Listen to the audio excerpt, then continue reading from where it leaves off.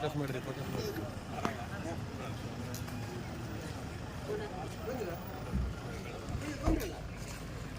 ಓ ಬನ್ನಿ ಬನ್ನಿ ಬನ್ನಿ ಬನ್ನಿ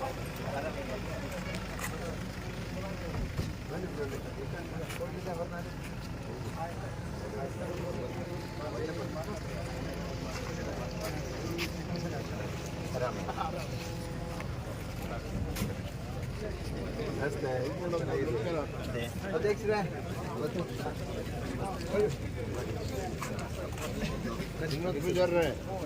ವೆಂಕಟ ಸಿಪ್ಪಯ್ಯನವರು ಗೊತ್ತು. ನಾನು ಚಪ್ಪಲಿಯಲ್ಲಿ ಪಡೀತೀನಿ ಅಣ್ಣ ಹೇಗಿದ್ದೀರಿ? ನಾನು ಮುಂದರಿಂದ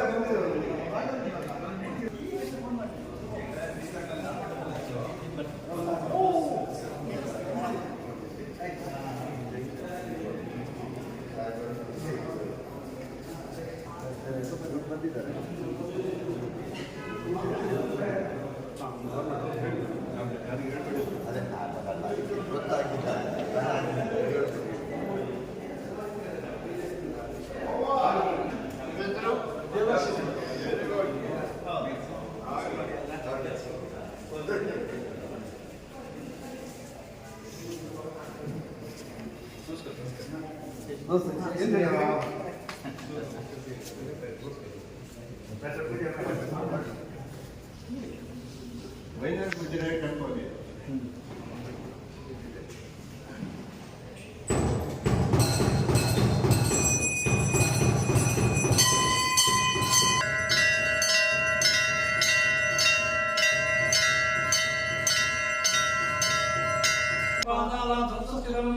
अपराध सहस्राणि क्रियन्ते अन्यशम्मया दासोमिनिमा गुणरोगाय दारिद्र्यपापक्षिरभूत्यवः वैशोमनस्तापावश्यन्तमोदर्वदा ಮಹಾಗಣಪತಿ ಸುಬ್ರಹ್ಮಣ್ಯ ವಿಶೇಷವಾಗಿ ಪ್ರಾರ್ಥನೆ ಮಕ್ಕಳಿ ಲೋಕ ಕಲ್ಯಾಣಾರ್ಥವಾಗಿ ಉಡುಪಿ ಮತ್ತು ಚಿಕ್ಕಮಗಳೂರು ಕ್ಷೇತ್ರದಲ್ಲಿ ನನ್ನನ್ನು ಆಯ್ಕೆ ಮಾಡಿದ್ದಾರೆ.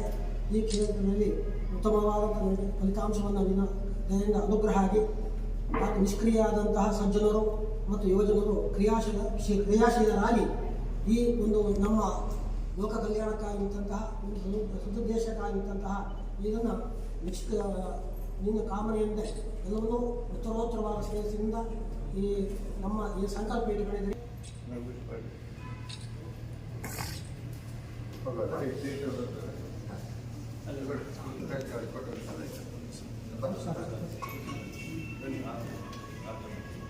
ಜಿಲ್ಲಾಧ್ಯಕ್ಷರು ಮಂಡಲಾಧ್ಯಕ್ಷರು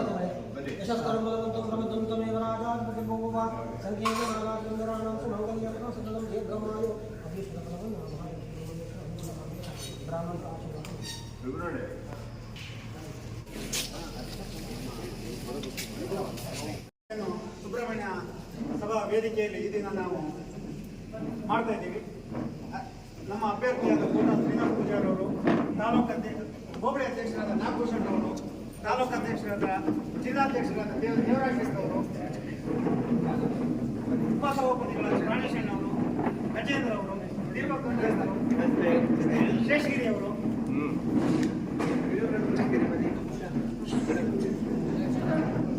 ಕಿಳಕಳಿ ಗ್ರಾಮ ಪಂಚಾಯತಿ ಅಧ್ಯಕ್ಷರಾದ ರವೀಂದ್ರ ಅವರು, ಮೋಹನ್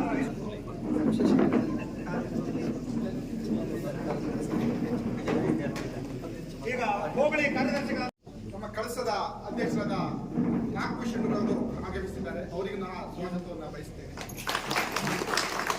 MK ಪ್ರಾಣೇಶಣ್ಣವರು ಕಳಸಕ್ಕೆ ಆಗಮಿಸಿದ್ದಾರೆ. ಅವರಿಗೂ ಸಹ ಕಳಸ ಭಾರತೀಯ ಜನತಾ ಪಾರ್ಟಿಯ ಪರವಾಗಿ ಸ್ವಾಗತವನ್ನು ಬಯಸ್ತೇನೆ. ಹಾಗೆ ಜಿಲ್ಲಾಧ್ಯಕ್ಷರಾದ ಶ್ರೀಯುತ ದೇವರಾಜ್ ಶೆಟ್ಟಿ ಇವರು ಆಗಮಿಸಿದ್ದಾರೆ. ಇವರಿಗೂ ಸಹ ನಾನು ಸ್ವಾಗತವನ್ನು ಬಯಸ್ತೇನೆ. ನಿಕಟ ಪೂರ್ವ ಅಧ್ಯಕ್ಷರಾಗಿದ್ದ ಶ್ರೀಯುತ ಕಲ್ಮುರ್ಡಮ್ಮನವರು ಆಗಮಿಸಿದ್ದಾರೆ. ಅವರಿಗೂ ಸಹ ಭಾರತೀಯ ಜನತಾ ಪಾರ್ಟಿ ಕಳಸದ ಪರವಾಗಿ ಸ್ವಾಗತವನ್ನು ಬಯಸ್ತೇನೆ. ನಮ್ಮ ನಾಯಕರಾದ ದೀಪಕ್ ದೊಡ್ಡಯ್ಯನವರು ಆಗಮಿಸಿದ್ದಾರೆ. ಅವರಿಗೂ ಸಹ ಸ್ವಾಗತವನ್ನು ಬಯಸ್ತೇನೆ. ಮಂಡಲ ಅಧ್ಯಕ್ಷರಾದ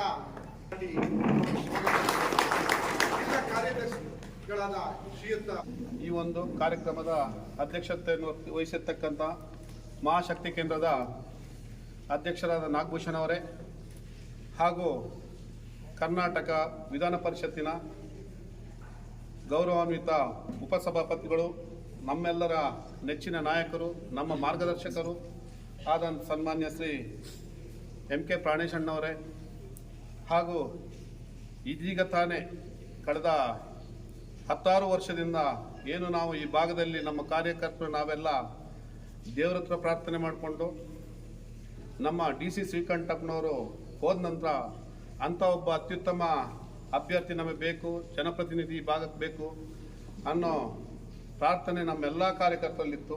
ಇವತ್ತು ನಮಗೆ ಕಳಶೇಶ್ವರ ಸ್ವಾಮಿ ದಯದಿಂದ, ಈ ಸುಬ್ರಹ್ಮಣ್ಯ ಸ್ವಾಮಿ ದಯದ ಕೃಪೆಯಿಂದ, ಅನ್ನಪೂರ್ಣೇಶ್ವರಿ ಕೃಪೆಯಿಂದ ನಿಮಗೆಲ್ಲ ಗೊತ್ತುಂಟು, ಈ ಹಿಂದೆ ಸುಮಾರು 50 ವರ್ಷದಲ್ಲಿ ಆಗದಿದ್ದ ಕೆಲಸಗಳು ನಮ್ಮ ಸರ್ಕಾರ ಬಂದಾಗ, ನಮ್ಮ ಶಾಸಕರು ಬಂದಾಗ ಕಳಸಾ ತಾಲೂಕಲ್ಲಿ ಹಲವಾರು ಕೆಲಸಗಳಾಗಿದೆ.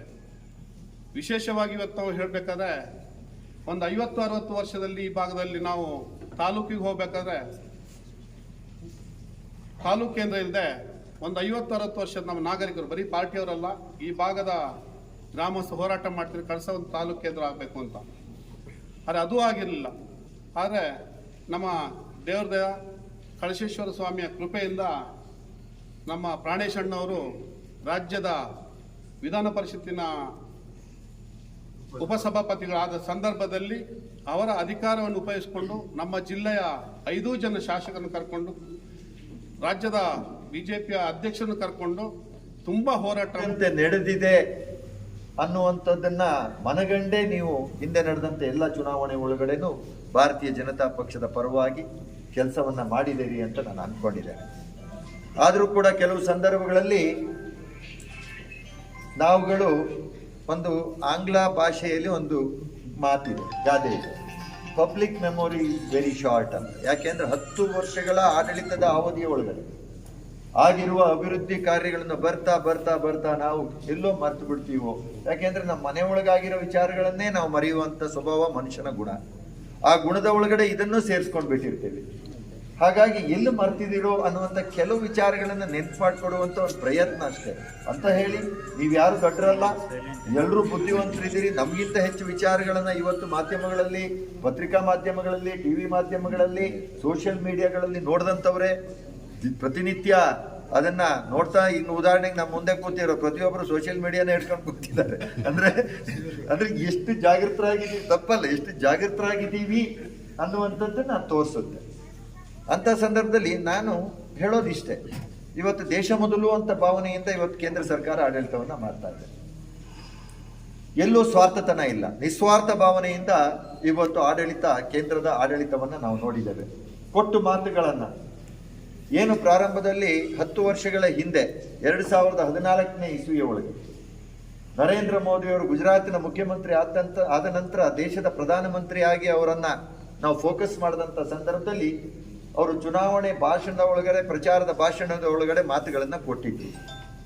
ನಾನು ಯಾವತ್ತು ಈ ದೇಶದ ಪ್ರಧಾನಮಂತ್ರಿ ಆದರೆ, ಈ ದೇಶದಲ್ಲಿ ಭಾರತೀಯ ಜನತಾ ಪಕ್ಷ ಆಡಳಿತದ ಸೂತ್ರವನ್ನು ಹಿಡಿದ್ರೆ, ನೀವು ಕೆಲಸ ಮಾಡಿದಂಥ ಕಾರ್ಯಕರ್ತರುಗಳನ್ನ ತಲೆ ತಗ್ಗಿಸಿ ಮತವನ್ನ ಮುಂದಿನ ಚುನಾವಣೆಗಳಲ್ಲಿ ಯಾಚಿಸೋದಕ್ಕೆ ಅವಕಾಶ ಮಾಡಿಕೊಡೋದಿಲ್ಲ.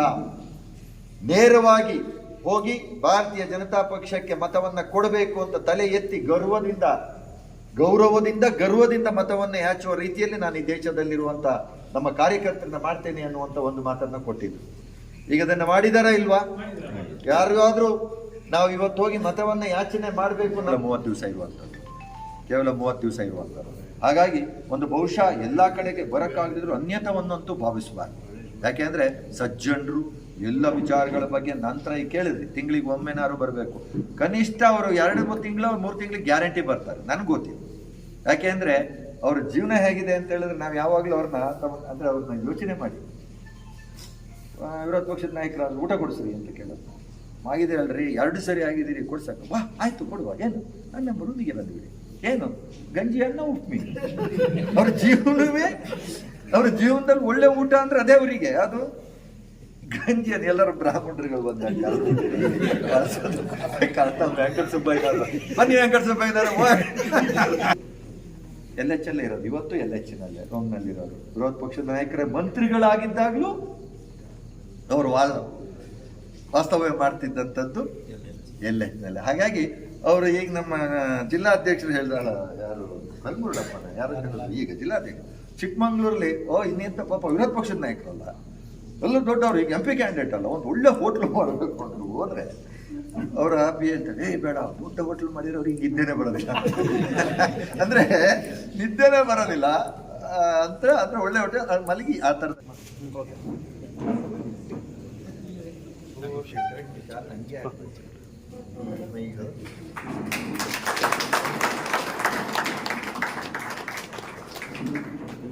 ನೂತನವಾಗಿ ಜಿಲ್ಲಾಧ್ಯಕ್ಷರಾಗಿ ಆಯ್ಕೆಯಾದಂತಹ ದೇವರಾಜ್ ಶೆಟ್ಟರ್ ಅವರಿಗೆ ಒಂದು ಸನ್ಮಾನ.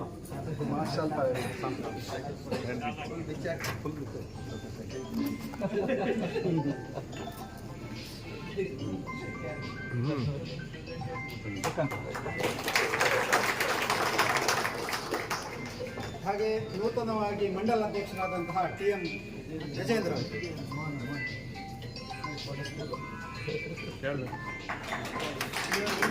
ಏನು ಬನ್ನಿ, ಬೇಗ ಬನ್ನಿ, ಈಗಲೇ ಮಾಡಿ. ಆಗ್ಲಿಲ್ಲ ತಮ್ಮನೇ ಬನ್ನಿ ಬನ್ನಿ ಬನ್ನಿ. ಎಲ್ಲಾದ್ರೂ ಬೇಡ ಈಗ ಸರ್, ಎಲ್ಲಾದ್ರೂ ಆಮೇಲೆ ಮಾಡಿ. ಹಾಂ ಸರಿ, ಕೊನೆಯಲ್ಲಿ ಮಾಡಿ.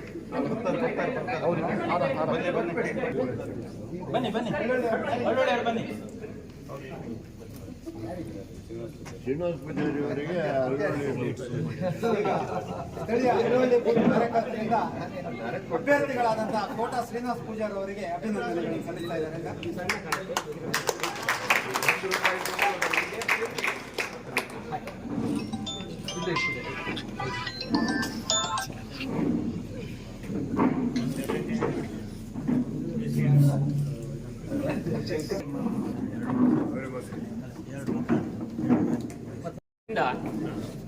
MP ಗಳು ನಮ್ಮಲ್ಲಿಂದಲೇ ಕಿತ್ಕೊಂಡು ಹೋಗ್ತಾರೆ ಎಲ್ಲ ಈ ಭಾಗದಿಂದ. ನಮ್ಮ ಭಾರತೀಯ ಜನತಾ ಪಾರ್ಟಿ ಅದರಿಂದ ಹಿಂದೆ ಶ್ರೀಕಂಠಪ್ಪನವರಿದ್ರು, ಅವಾಗ ನಮಗೆ ಒಳ್ಳೆ ಕೆಲಸಗಳು ಆಗ್ತಿದ್ವು. ಎಲ್ಲ ಭಾಗದಲ್ಲೂ ಕೆಲಸ, ಕಳಸ ಹಳ್ವಳ್ಳಿ ಅಂತಲ್ಲ, ಎಲ್ಲ ಭಾಗದಲ್ಲೂ ಕೆಲಸ ಆಗ್ತಿದ್ವು. ಅದಾದ ನಂತರ ನಮಗೆ ಬಂದ 3 ಜನ MP ಗಳು, ಯಾರು 3 ಅವಧಿಯಲ್ಲಿ ಸದಾನಂದ ಗೌಡರು ಇರ್ಬೋದು, ಆಮೇಲೆ ಶೋಭಾ ಕರಂದ್ಲಾಜೆ 2 ಸಾರಿ ಗೆದ್ರು, ನಮಗೆ ಯಾವುದೇ ಪ್ರಯೋಜನ ಆಗಿಲ್ಲ. ಬರೀ ನಮ್ಮಲ್ಲಿ ಹೆಚ್ಚಿನದ್ದು ನಾವು ಕೇಳ್ತಿರೋದು, ಅತಿ ಹೆಚ್ಚು ಮತಗಳು ಬೀಳುವುದು ನಮ್ಮ ಹಳ್ವಳ್ಳಿ ಬೂತಲ್ಲಿ. ಹಾಗಾಗಿ ನಾವು ಒತ್ತು ಕೇಳ್ತಿರೋದು, ಬೇರೆಯವರಿಗೆಲ್ಲ ಕೊಡೋದಂತಲ್ಲ, ಕೊಡಲೇಬೇಕು ಎಲ್ಲ ಕಡೆಗೂ. ಕಳಸಾ ಭಾಗದಲ್ಲಿ ಬಹಳಷ್ಟು ಕೇಳ್ತಿರೋದು ಹಳ್ವಳ್ಳಿಯನ್ನು ದಯವಿಟ್ಟು ಮರಿಬೇಡಿ, ಯಾಕಂದ್ರೆ ಇದು ನಮ್ಮದು ಅನಿವಾರ್ಯತೆ ಪರಿಸ್ಥಿತಿ. ಯಾಕಂದ್ರೆ ವಿಚಾರದಲ್ಲಿದ್ದು ಶೋಭಾ ಕರಂದ್ಲಾಜೆ ಅವರೇ ಆದರೆ ನಾವು ಕ್ಯಾನ್ವಾಸಿಗೆ ಹೋಗುದು ಹೇಗೆ ಅಂತ ಆ ಪರಿಸ್ಥಿತಿಯಲ್ಲಿದ್ದು, ಅದಾದ ನಮಗೆ ಬದಲಾಗಿ ಇವರು ಸಿಕ್ಕಿದ್ರು. ಇದು ನಮ್ಮ ದೇವರ ದಯ. ಹಾಗಾಗಿ ಇದರಿಂದ ಒಳ್ಳೆ ರೀತಿಯಲ್ಲಿ ನಮ್ಮ ಭಾವನೆಯನ್ನು ಅರ್ಥ ಮಾಡಿಕೊಂಡು ನಮಗೆ ಸಹಕಾರ ಕೊಡಿ ಅಂತ ಕೇಳ್ತಾ 2 ಮಾತನ್ನು ಮುಗಿಸ್ತಾರೆ. ಹಲವಾರು ಜನ ಇಲ್ಲಿ ಮಾತಾಡ್ತಾ ಹೇಳಿದ್ರು, ಈ ಭಾಗಕ್ಕೆ ಸಂಸದರು ಬರೋದು ಕಡಿಮೆ ಆಗುತ್ತೆ ಅಂತ. ಹೌದು, ಕಡಿಮೆ ಆಗುತ್ತೆ, ನಾವು ಒಪ್ಕೊಂಡಿದ್ದೀವಿ. ಕಳೆದ ಅವಧಿಯಲ್ಲಿ ಸ್ವಲ್ಪ ವ್ಯತ್ಯಾಸಗಳಾಗಿದೆ, ಆದರೆ ಕ್ಷೇತ್ರ ತುಂಬ ದೊಡ್ಡದಿದೆ. ಉಡುಪಿ ಮತ್ತು ಚಿಕ್ಕಮಗಳೂರು ಎನ್ನುವ ಬೃಹದಾಕಾರವಾದ ದೊಡ್ಡದಾದ ಕ್ಷೇತ್ರ, 2 ಜಿಲ್ಲೆಗಳನ್ನು ಸೇರಿಸಿ ಒಂದು ಕ್ಷೇತ್ರ ಮಾಡಿಕೊಟ್ಟಿದ್ದಾರೆ ನಮಗೆ. 8 ವಿಧಾನಸಭಾ ಕ್ಷೇತ್ರ, ಸುಮಾರು 350ರಿಂದ 400 ಕಿಲೋಮೀಟ್ರು ಸುತ್ತಳತೆ ಇರ್ತಕ್ಕಂಥ ಈ ಕ್ಷೇತ್ರ. ಒಬ್ಬ MP ಎಷ್ಟು ಸಲ ನಮ್ಮ ಕ್ಷೇತ್ರಕ್ಕೆ ಬರೋಕ್ಕಾಗುತ್ತೆ? ಒಂದ್ಸಲ ಯೋಚನೆ ಮಾಡಿ. ನಾವು ದೆಹಲಿಗೆ ಹೋಗ್ಬೇಕು, ದೆಹಲಿಯಲ್ಲಿ ನಡೀತಾ ಇರ್ತಕ್ಕಂಥ ಅವರ ಅಧಿವೇಶನದಲ್ಲಿ ಪಾಲ್ಗೊಳ್ಬೇಕು, ಅದಾದ್ಮೇಲೆ ಅವರು ಕಮಿಟಿಗೆ ಹಾಕೊಂಡಿರ್ತಾರೆ, ಆ ಕಮಿಟಿ ಮೀಟಿಂಗ್ಗಳನ್ನ ಅಟೆಂಡ್ ಮಾಡಬೇಕು, ಅದ್ರ ಮಧ್ಯದಲ್ಲಿ ಕ್ಷೇತ್ರಕ್ಕೆ ಓಡಾಡಬೇಕು. ಒಂದು ಕ್ಷೇತ್ರದಿಂದ ಮತ್ತೊಂದು ಕ್ಷೇತ್ರಕ್ಕೆ ಹೋಗ್ಬೇಕು ಅಂದ್ರೆ 70ರಿಂದ 80, 100 ಕಿಲೋಮೀಟರ್ ಆಗ್ತದೆ. ನಿಮಗೆ ಇಲ್ಲಿಂದ ಬಹುಶಃ ಮೂಡಿಗೆರೆಗೆ ಹೋಗ್ಲಿಕ್ಕೆ 60-70 ಕಿಲೋಮೀಟರ್, 50 ಕಿಲೋಮೀಟರ್ ಆಗ್ತದೆ, 70 ಕಿಲೋಮೀಟರ್ ಆಗ್ತದೆ.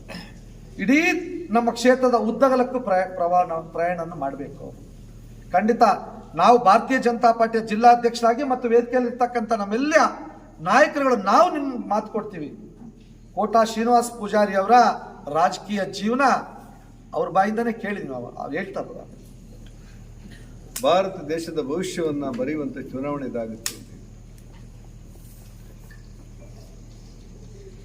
ರಾಜಕಾರಣದಲ್ಲಿ ದೀನ್ ದಯಾಳ್ಜಿ ಅವರೊಂದು ಮಾತು ಹೇಳಿದ್ದಾರೆ.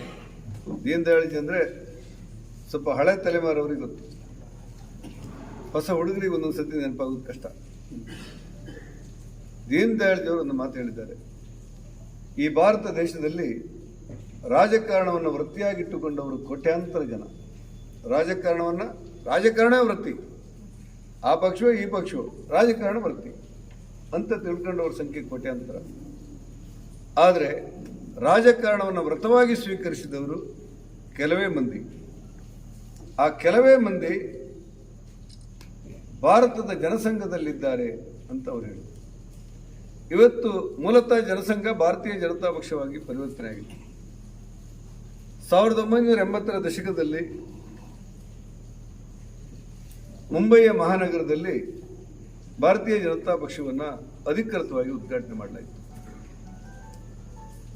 MC ಚಾಗ್ಲಾ ಅನ್ನುವಂಥ ನಿವೃತ್ತ ಸುಪ್ರೀಂ ಕೋರ್ಟಿನ ನ್ಯಾಯಮೂರ್ತಿ, ಅಲ್ಪಸಂಖ್ಯಾತ ಸಮುದಾಯಕ್ಕೆ ಸೇರಿದವರು, ಆ ದಿವಸ ಬಿಜೆಪಿಯನ್ನು ದೀಪ ಬೆಳೆಸಿ ಉದ್ಘಾಟನೆ ಮಾಡಿ ಒಂದು ಮಾತು ಹೇಳಿದರು. ಅಟಲ್ ಬಿಹಾರಿ ವಾಜಪೇಯಿ ಅವರೇ, ನಿಮಗಿರುವಂಥ ದೇಶನಿಷ್ಠೆಯನ್ನು ನಾನು ಗಮನಿಸಿದ್ದೇನೆ. ಮುಂದೊಂದು ದಿವಸ ಭಾರತದ ಪ್ರಧಾನಮಂತ್ರಿ ಆಗಲಿಕ್ಕೆ ನೀವು ಸಿದ್ಧರಾಗಬೇಕು ಅನ್ನುವಂಥ ಮಾತನ್ನು MC ಚಾಗ್ಲಾ. ನಮ್ಮ ಧರ್ಮಸ್ಥಳದ ಪಕ್ಕದಲ್ಲಿ ಒಂದು ಬೆಳ್ತಂಗಡಿ ತಾಲೂಕು, ಆ ಬೆಳ್ತಂಗಡಿ ತಾಲೂಕಿದೆ. ನೀವು ಧರ್ಮಸ್ಥಳದ ಮಂಜುನಾಥ ಸ್ವಾಮಿ ದೇವಸ್ಥಾನಕ್ಕೆ ಹೋಗುವಾಗ ಬಸ್ ಸ್ಟ್ಯಾಂಡಿನ ಬದಿ ಎಡಬದಿಯಲ್ಲಿ ಒಂದು ಹೋಟೆಲ್ ಸಹಾರಾ ಅಂತೇಳಿ ಒಂದು ಹೋಟೆಲ್ ಇದೆ. ಈಗ ಅವರು ಒಳಗಿದ್ದಾರೆ ಏನೋ ಗೊತ್ತಿಲ್ಲ. ಒಬ್ಬರು ಕೆಂಪು ಲುಂಗಿ ಇಟ್ಕೊಂಡು ಕೂತ್ಕೊಳ್ಳೋರು ಗಲ್ಲದ ಮೇಲೆ. ಅವರೊಂದು ದಿವಸ ನನ್ನ ಕರೆದು ಹೇಳಿದರು, ಆ ಮಹಾಧಿವೇಶನಕ್ಕೆ, ಭಾರತೀಯ ಜನತಾ ಪಕ್ಷವನ್ನು ಉದ್ಘಾಟನೆ ಮಾಡುವಂತಹ ಮಹಾಧಿವೇಶನಕ್ಕೆ ಬೆಳ್ತಂಗಡಿಯಿಂದ ನಾನು ಮತ್ತು ನನ್ನ ಸ್ನೇಹಿತರು ಇಬ್ಬರು ಹೋಗಿದ್ದೆವು. ಇಡೀ ಬೆಳ್ತಂಗಡಿಯಿಂದ ಹೋಗಿದ್ದೆವು. ಅಟಲ್ ಬಿಹಾರಿ ವಾಜಪೇಯಿ ಅವರು ಪ್ರಥಮ ಅಧ್ಯಕ್ಷರಾಗಿ ಭಾರತೀಯ ಜನತಾ ಪಕ್ಷದ ಉದ್ಘಾಟನೆ ಮಾಡುವಂತ ಆ ಸಮಾರಂಭದ ಸ್ಥಳಕ್ಕೆ ಸಹಾರಾ ನಗರ ಅಂತ ಹೆಸರಿಡಲಾಗಿತ್ತು. ಸಹಾರಾ ನಗರ ಅಂತ ಬಿಜೆಪಿ ಉದ್ಘಾಟನೆ ಮಾಡುವ ಸಮಾರಂಭಕ್ಕೆ ನಾನು ಹೋಗಿ ಅಲ್ಲಿಗೆ ಬಂದಿದ್ದೆ. ನನ್ನ ಬದುಕಲ್ಲಿ ಅದೊಂದು ರೋಮಾಂಚನಕಾರಿಯಾದಂಥ ಕ್ಷಣ. ಹಾಗಾಗಿ ನನ್ನ ಹೋಟೆಲಿಗೆ ಜನತಾ ಪಕ್ಷವನ್ನು ಕಟ್ಟಿಬಳಿಸಿದಂಥ ಅನೇಕ ಹಿರಿಯರಿಗೆ ಈ ಪಾರ್ಟಿಯನ್ನು ಕಟ್ಟಿದ್ದು ಯಾಕೆ ಕೇಳಿದರೆ, ಸಮರ್ಥ ಭಾರತವನ್ನು ನಿರ್ಮಾಣ ಮಾಡಲಿಕ್ಕೆ, ಸಮೃದ್ಧ ಭಾರತವನ್ನು ನಿರ್ಮಾಣ ಮಾಡಲಿಕ್ಕೆ, ಶಕ್ತಿಶಾಲಿ ಭಾರತವನ್ನು ನಿರ್ಮಾಣ ಮಾಡಲಿಕ್ಕೆ ಮತ್ತು ಸ್ವಾಭಿಮಾನಿ ಭಾರತವನ್ನು ನಿರ್ಮಾಣ ಮಾಡಲಿಕ್ಕೆ. ಯಾರು ಪ್ರಧಾನಿ ಆಗಬೇಕು, ಯಾರು ಮುಖ್ಯಮಂತ್ರಿ ಆಗಬೇಕು ಅನ್ನುವಂಥ ಚರ್ಚೆಗಳು ಬಂದಾಗ ಅಧಿಕಾರ ಇಲ್ಲದೆ ಕಾರ್ಯಾನುಷ್ಠಾನ ಮಾಡೋದು ಕಷ್ಟ ಅನ್ನುವಂಥ ದೃಷ್ಟಿಯಿಂದ ಅಧಿಕಾರ ನಮಗೆ ಬೇಕು ಅನ್ನೋದನ್ನು ಆಶೆ ಪಡಲಾಗಿತ್ತು. ಅದು ದೇಶವನ್ನು ಕಟ್ಟ ಪಕ್ಷದ ಎಲ್ಲ ಕಾರ್ಯಕರ್ತರು, ಹಿರಿಯ ಕಾರ್ಯಕರ್ತರ ನೆನಪಿನಲ್ಲಿ ಅಚ್ಚಳಿದು ಉಳಿದು ಬಂದಿದೆ ಅಂತ ನಾವು ಅಂದ್ಕೊಂಡು ಅವತ್ತು ನೆನಪಿಸಿದಂಥ ಕಾರ್ಯ ಇವತ್ತು ಕಾರ್ಯರೂಪಕ್ಕೆ ಬರ್ತಾ ಇದೆ. ಯಾವ ದಿವಸ ಭಾರತೀಯ ಜನತಾ ಪಕ್ಷವನ್ನು ದೀಪ ಬೆಳೆಸಿ ಉದ್ಘಾಟನೆ ಮಾಡಲಾಯಿತು, ಬಿಜೆಪಿಯನ್ನು ಕಟ್ಟಿರುವುದು ಸಮರ್ಥ ಭಾರತ, ಸಮೃದ್ಧ ಭಾರತ, ಸ್ವಾಭಿಮಾನಿ ಭಾರತ. ಇವತ್ತದು ಕಾರ್ಯರೂಪಕ್ಕೆ ನಮ್ಮ ಕಣ್ಣೆದುರು ಬಂತು.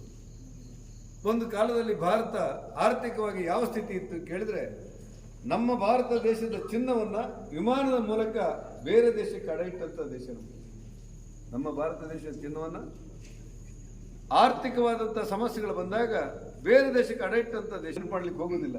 ಯಾಕಂದ್ರೆ ನನ್ನ ಭಾರತ, ನನ್ನ ದೇಶ ಆರ್ಥಿಕ ಕಷ್ಟದಲ್ಲಿತ್ತು, ಚಿನ್ನ ಅಡ ಇಟ್ಟಿದ್ದೇವೆ.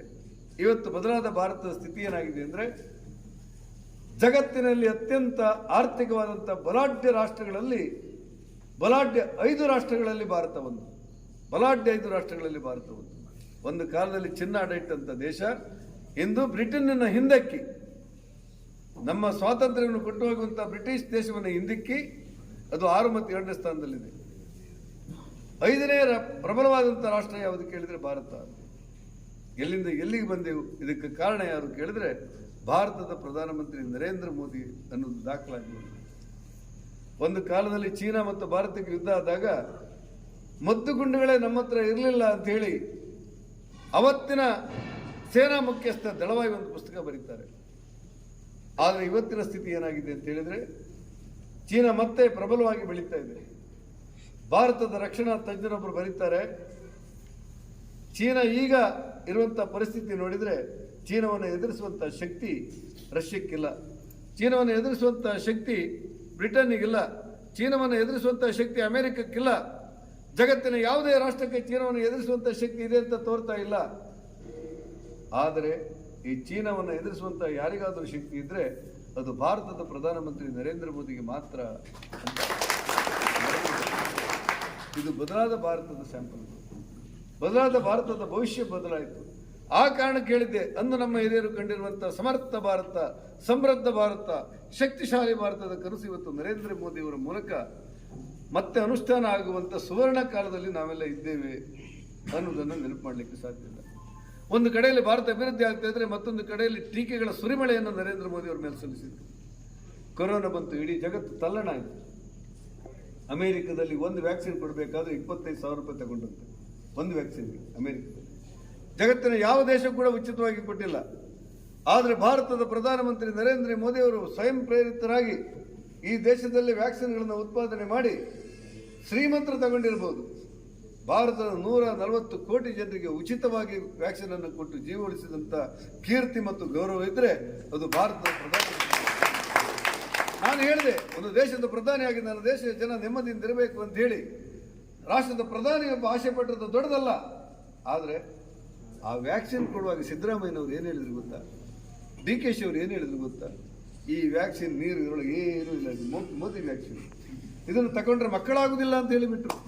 ಪುಣ್ಯಾತ್ಮರು ಎಲ್ಲಿವರೆಗೆ ಹೇಳಿದ್ರು ಅಂದರೆ, ಈ ವ್ಯಾಕ್ಸಿನ್ ತಗೊಂಡ್ರೆ ಮೋದಿ ವ್ಯಾಕ್ಸಿನ್, ಇದನ್ನು ತಗೊಂಡ್ರೆ ಮಕ್ಕಳು ಎಲ್ಲ ಗಡಿಬಿಡಿ ಒಂದೇ ಸತ್ತಿ ಈ ದೇಶಕ್ಕೆ. ಕಡೆಗೆ ಗುಟ್ಟಲ್ಲಿ ಅಂಗಿಕೆ ಮೇಲೆ ಮಾಡಿ ಒಂದೊಂದೇ ತಗೊಂಡು ಹೌದಾ? ನೋಡಿ, ಫೋಟೋ ಉಂಟು ನನ್ನ ಹತ್ರ. ಯಾರು ಇದರಲ್ಲಿ ವ್ಯಾಕ್ಸಿನ್ ತಗೊಂಡ್ರೆ ಮಕ್ಕಳಾಗುವುದಿಲ್ಲ, ಈ ವ್ಯಾಕ್ಸಿನ್ ಅಲ್ಲಿ ಬರೀ ನೀರು ಉಂಟಿದ್ದು ಮೋದಿ ವ್ಯಾಕ್ಸಿನ್ ಅಂತ ಹೇಳಿದ್ರು, ಅಂಗಿ ಕೈ ಮಾಡಿ ಶಗೂರ ಇಲ್ಲ ಈಚೆ ಕೈಗೊಂದು ಈಚೆ. DK ಶಿ ಸಿದ್ದರಾಮಯ್ಯ ಅಪಪ್ರಚಾರದ ಪರಾಕಷ್ಟೇ ನೋಡಿ, ಅಪಪ್ರಚಾರದ ಪರಾಕಷ್ಟೇ.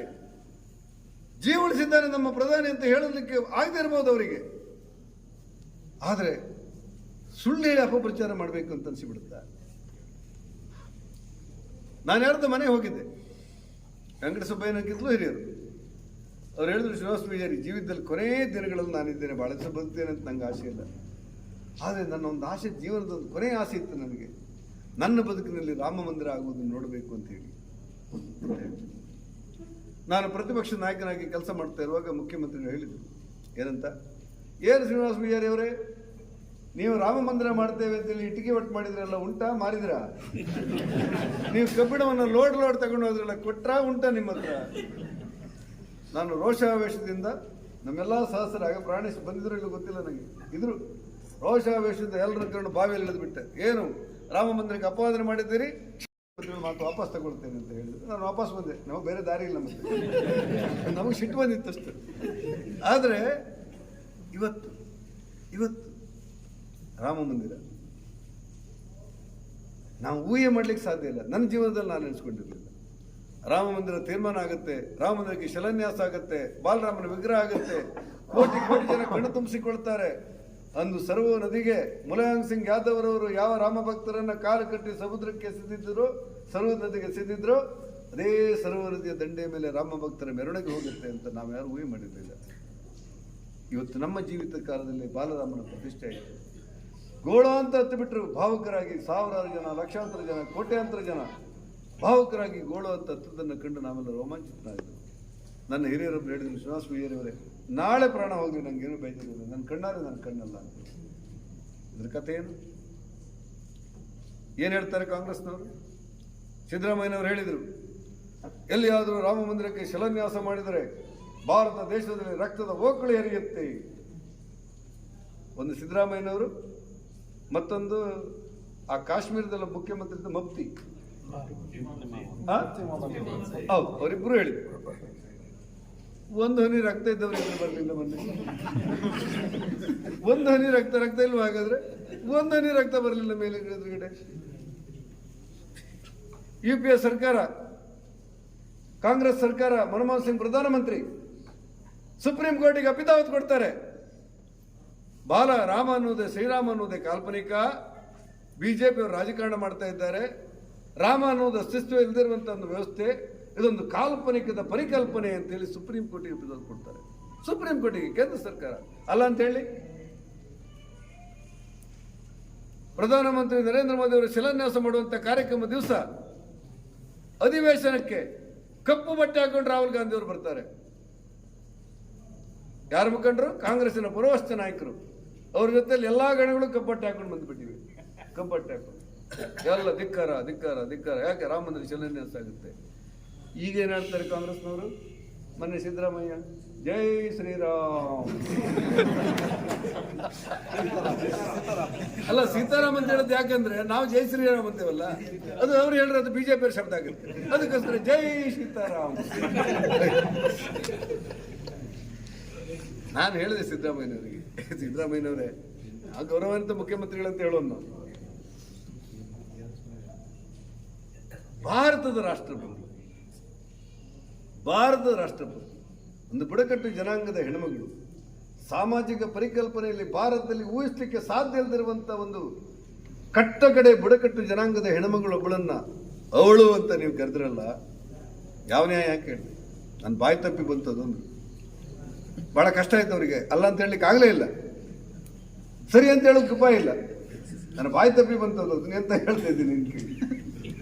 ಭಾರತದ ಪ್ರಧಾನಮಂತ್ರಿ ನರೇಂದ್ರ ಮೋದಿ ಅವರಿಗೆ ಗನ್ ತಗೊಂಡು ಹೋಗಿದ್ ನಾವು, ನೀವು ಕೇಳಿದಿರಲ್ಲ, ಗನ್ ತಗೊಂಡು ಹೋಗಿದ್ನ ಸರ್ಜಿಕಲ್ ಸ್ಟ್ರೈಕ್ ಅಂತ ಇವೆರಡನ್ನು ಹೇಳಿದಾಗ ನಾನೊಂದು ಮಾತು ಹೇಳಿದೆ. ಅವತ್ತು ರಾಮನೇ ಇಲ್ಲ ಅಂತ ನಿಮ್ಮ ಬಾಯಲ್ಲಿ, ರಾಮ ಮಂದಿರ ಇಲ್ಲ ಅಂತ ಹೇಳಿದ್ರೆ ನಿಮ್ಮ ಬಾಯಲ್ಲಿ, ಅಭಿದಾವತ್ ಕೊಟ್ಟ ನಿಮ್ಮ ಬಾಯಲ್ಲಿ, ಕಪ್ಪಟ್ಟು ಹಾಕೊಂಡು ಬಂದು ನಿಮ್ಮ ಬಾಯಲ್ಲಿ ಜೈ ಶ್ರೀರಾಮ್ ತರಿಸಿದಂಥ ಪುಣ್ಯಾತ್ಮ ಯಾರು ಗೊತ್ತಾ ನಿಮಗೆ? ಅದೇ ನರೇಂದ್ರ ಮೋದಿ. ಕಾಲಗಳು ಬದಲಾಗಿಬಿಟ್ಟು, ವ್ಯವಸ್ಥೆಗಳು ಬದಲಾಗಿಬಿಟ್ಟು, ದೇಶ ಆರ್ಥಿಕವಾಗಿ ಮುನ್ನುಗ್ಗುತ್ತಾ ಇದೆ. ದೇಶದಲ್ಲಿ ಒಂದು ಕಾಲದಲ್ಲಿ ಕಲ್ಲು ಹೊಡಿತಾ ಇದ್ರು, ಕಾಶ್ಮೀರದಲ್ಲಿ ನಮ್ಮ ಸೈನಿಕರ ಮೇಲೆ ಕಲ್ಲು ಹೊಡಿತಾ ಇದ್ರು. ಮನಮೋಹನ್ ಸಿಂಗ್ರು ಕಲ್ಲು ಹೊಡಿತವೆ ಬುದ್ಧಿ ಇದ್ದವು, ಅವಕ್ಕೊಂದೊಂದು ಕೋಟಿ ರೂಪಾಯಿ ಕೊಟ್ಟರು ಸುಮ್ಮನೆ ಇರ್ತವೆ ಅಂತ ಹೇಳ್ತಿದ್ರು. ಇವತ್ತು ಬದಲಾದ ಭಾರತ ಹೇಗೆ? ಯಾರು ಕಲ್ಲು ಹೊಡಿತಾ ಇದ್ರು ಅವ್ರನ್ನೆಲ್ಲ ಜೈಲಿಗಟ್ಟಿ ತ್ರಿವರ್ಣ ಧ್ವಜ ಹಾಸ್ಲಿಕ್ಕೆ ಅನುಮತಿ ಕೊಡೋದಿಲ್ಲ ಅಂತ ಹೇಳಿದಂತ ಕಾಶ್ಮೀರದಲ್ಲಿ ದಿನನಿತ್ಯ ಬೆಳಗ್ಗೆ 8 ಗಂಟೆಗೆ ಭಾರತದ ತ್ರಿವರ್ಣ ಧ್ವಜ ಆಕಾಶಕ್ಕೆ ಹಾರುವಂತ ತಾಕತ್ತು ಬಂತಲ್ಲ, ಅದು ನರೇಂದ್ರ ಮೋದಿ ಬದಲಾವಣೆ ಅಲ್ವಾ? ಇದು ಸಮರ್ಥ ಭಾರತದ ಸಂಕೇತ.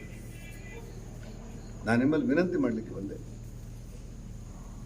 ಭಾರತಕ್ಕೆ ಮತ್ತೊಮ್ಮೆ ನರೇಂದ್ರ ಮೋದಿ ಅವರು ಬರಬೇಕು ಅಂತ ದೇಶವಾಸಿಗಳು ಯಾಕೆ ಆಸೆ ಪಡ್ತಾರೆ ಅಂದರೆ, 2 ಮಾನಸಿಕತೆಗಳು ಇವತ್ತು ಬಂದುಬಿಟ್ಟಿದೆ. ಒಂದು ಮಾನಸಿಕತೆ, ದೇಶ ಮೊದಲು, ನನಗಿಂತ, ನನ್ನ ಜಾತಿಗಿಂತ, ನನ್ನ ಧರ್ಮಕ್ಕಿಂತ, ನನ್ನ ವರ್ಗಕ್ಕಿಂತ, ನನ್ನ ಬದುಕಿಗಿಂತ ಭಾರತ ಮೇಲು ಅನ್ನುವಂಥ ರಾಷ್ಟ್ರಪ್ರೇಮಿಗಳ ತಂಡ ಇವತ್ತು ಮತ್ತೊಮ್ಮೆ ನರೇಂದ್ರ ಮೋದಿ ಬರಬೇಕು ಅನ್ನುವ ಕಾರಣಕ್ಕೆ ಮೋದಿ ಮೋದಿ ಮೋದಿ ಮೋದಿ ಅಂತ ಹೇಳುತ್ತೆ.